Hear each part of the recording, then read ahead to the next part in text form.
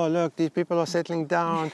No. Yeah, we're going to have some happening with the babies. property? We're going to get some animals, cows. Next thing, do we have real jobs? We're wasting our life and our skills and opportunities here. Exactly. And how many carrots can you possibly eat? You get to a point where there's a bit of fatigue and you need to rethink the way you want to travel. Before we get to the property and the questions, let's quickly talk about our year in numbers.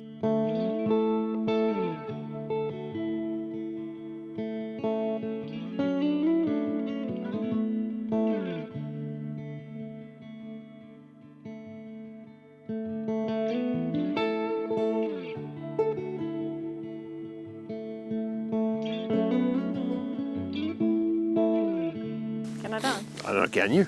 I can dance if I Okay. want. No, you're just kidding me. Welcome back to our channel and welcome to Italy. You didn't get the boogers. I'm just saying. Freaking hell. Booger break. Okay, that's good. Now, maybe you're confused, as are we. What are we doing? Why are we here? If you, by pure chance, stumbled onto this channel, let's quickly introduce ourselves. Hello and welcome to our channel. We're Andre and Lisa. We've been traveling together as a couple for 20 years, exploring more than 50 countries. Since 2018, we've embraced a full-time nomadic lifestyle, aiming to make travel a sustainable and long-term way of life. For the past 4 years, we've been winding our way around Europe with our 22-year-old motorhome, Millie. This year, after enjoying new destinations such as Morocco and Sardinia, and returning to some old favorites, we're extending our summer in sunny Sicily, before we head off to escape winter. So hit that subscribe button and join us on our adventure. I'm Andre. And I'm Lisa. And we are full-time nomads. We have been traveling full-time for the last, I don't know. I think now it's going on 7.5 years. If you haven't seen our last video, we were actually in Malaysia and we were supposed to be on this Southeast Asia thing. Okay, now things are a little bit more hectic this time of the night. We have to go to make one last run up Jonker Street there. Are we still looking for something particular? I don't know, what do you still feel like eating something? Sure. The last 3.5 years been solid traveling around Europe, and we plan on doing more of that. So if you came back for that, you came to the right place. We are currently in Millie and we will be doing some more adventures with Millie this year for sure. Sorry about the sunglasses, but the sun's right there and it's about this low. And when the sun's out for a few hours of the day, it's very exciting. And behind us is the town of Castro in Salento. If you've never been to this part of Italy, it's actually quite nice. And we really like this part. And that's partly why we sort of looked around this area.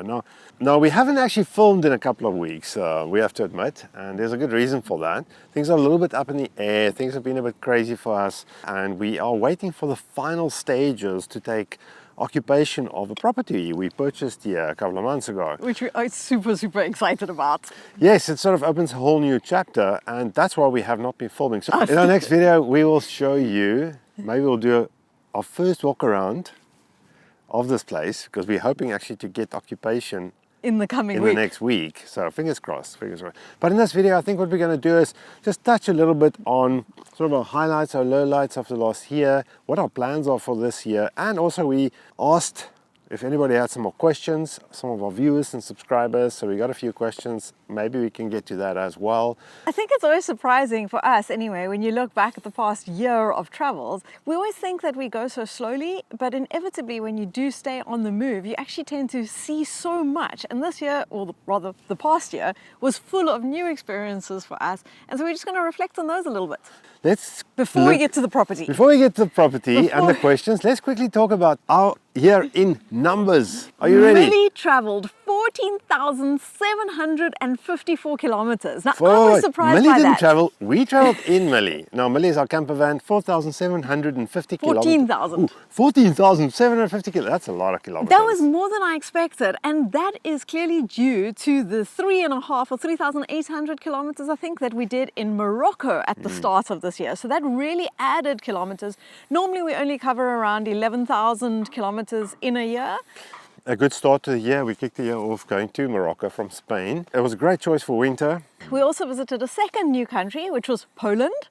And I'm very glad that we got to see quite a bit of Poland. We mostly went to cities, also because the weather wasn't that great, so we were on a bit of a rush south, but I enjoyed visiting some of the beautiful, beautiful cities of Poland. I would love to go back and see a bit more. So this year, Millie, our camper van, motorhome, in the last year, we took her to a 30th country. 30th country together with us. Yeah, pretty cool. That's pretty cool. We did actually travel through 11 11 countries with Millie this year. And then, of course, we also went to Malaysia for a month of the year. And then two other exciting areas that we explored for the first time this year were the islands of Sardinia and Sicily in Italy. Millie hit 180,000 kilometers. This is actually a question that we often get. How many kilometers has our, what do we say, 23-year-old motorhome now got on it? This is partly the reason why we leaning towards getting a home base. There comes a point where everything needs attention, and not just like superficial attention.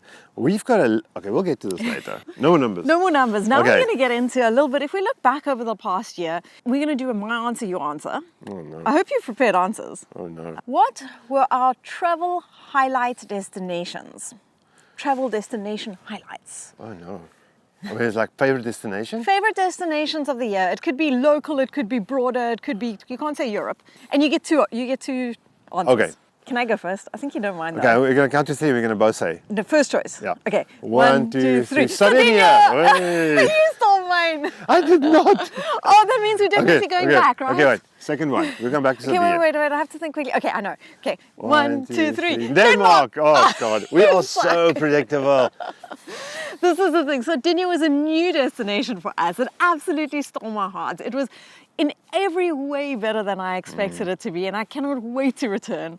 We got there when it was a little bit cool, I think right in the beginning of spring. It wasn't even spring. It's a special place. I think if you time it right, which is very important, you can really explore the island. We didn't even see all of it, so we're looking forward to going back to Sardinia. We made loads of videos during our time in Sardinia, so I'll link to them below. I think there's a playlist for Sardinia. You can go check them out if you're thinking of doing that. And then, of course, it's now our third year in a row that we've spent the summer in Denmark, and it still doesn't disappoint. We wanted to go there for a little bit longer.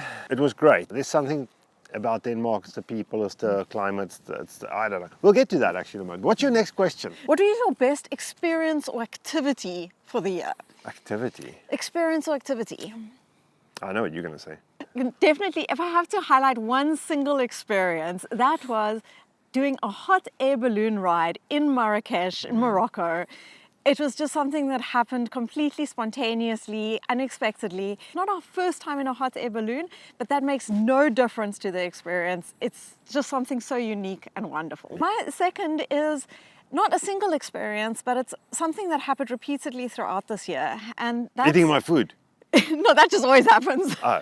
That is meeting new people and also meeting up with old friends as well.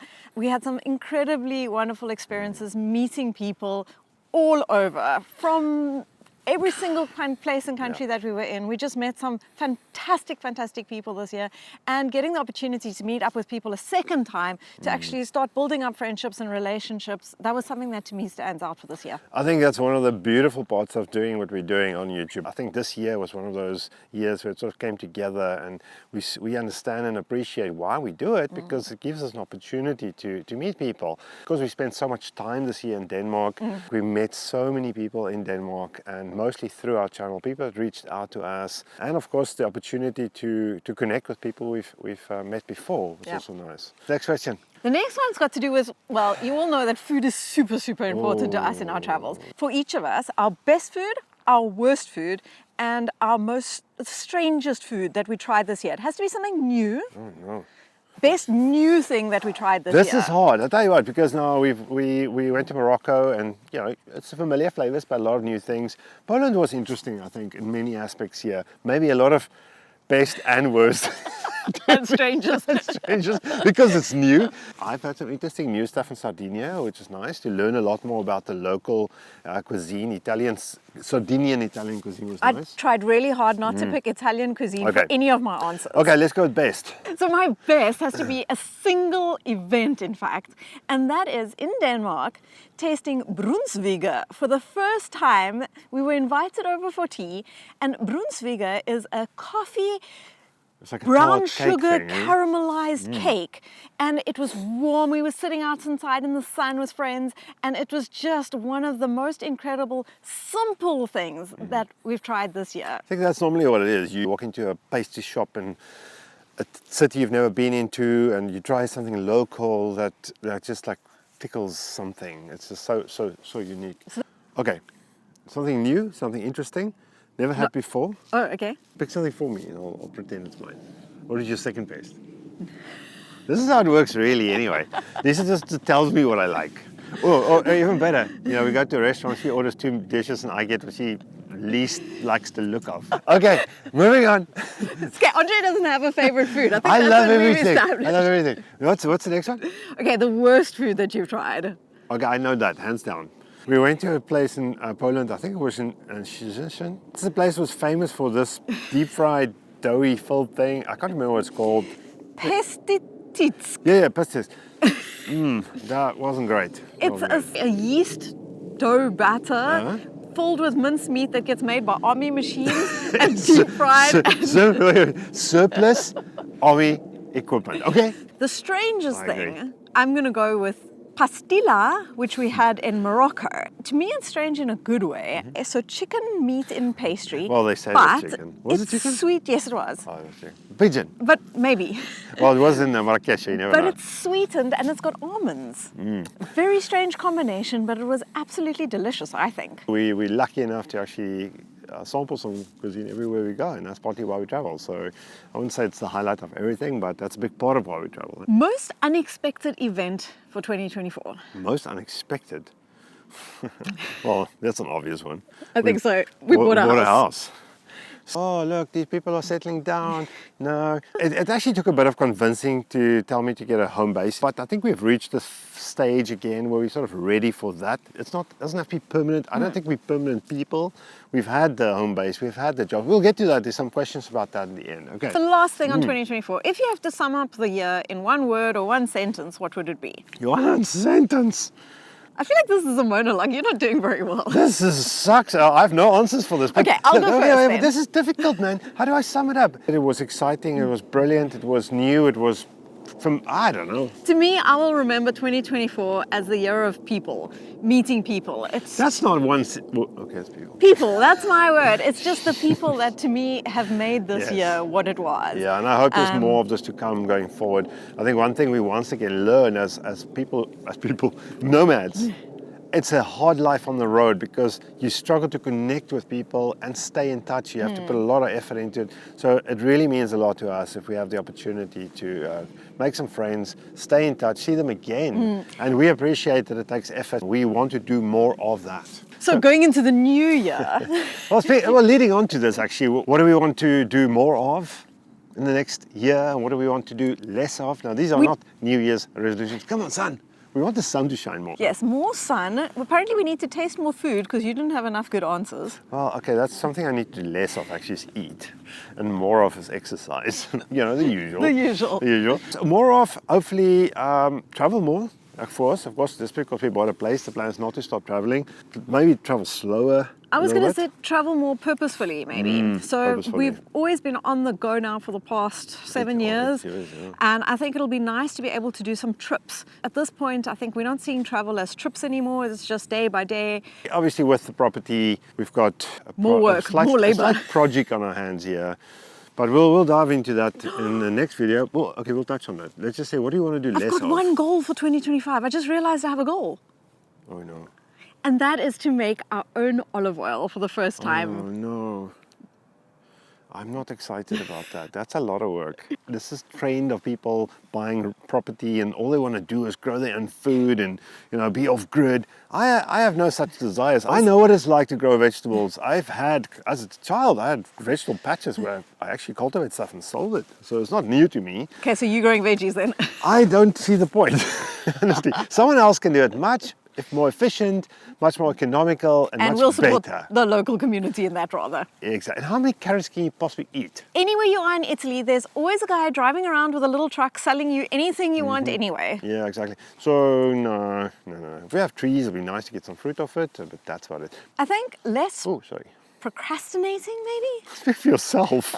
I'm not a procrastinator. Actually. No, you're not. Yes, so You're we are going to definitely not. continue making videos this year. I would like to be a little bit more focused. Not everyone's going to be travel related, but we're going to put out a weekly video, show you what we're doing on our land. We've got a bit of a project there.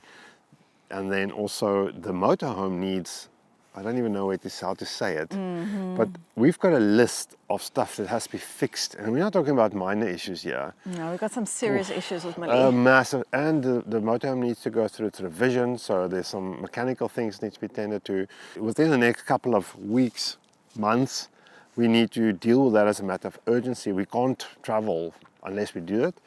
And we really have some plans for spring, which I don't know if we're going to make if we can't get the motorhome fixed. I'm going to say for me, for 2025, make less excuses.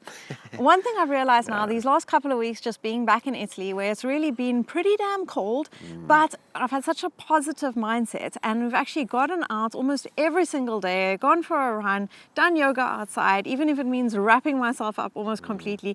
And every single time, one is not disappointed to actually be outside and to be doing it. It's just pushing past that point. So my goal for 2025 is to make less excuses and do more. Yeah, it's always a good goal to have. So 2025, what are our travel plans? Because people are all concerned. Are we settling down? I think we've answered that question. Yeah, we're going to have some happening babies. with the property? We're going to get some animals, cows, donkeys, chickens. Oh, pigs. Can we get pigs? Baby pigs. No, thanks.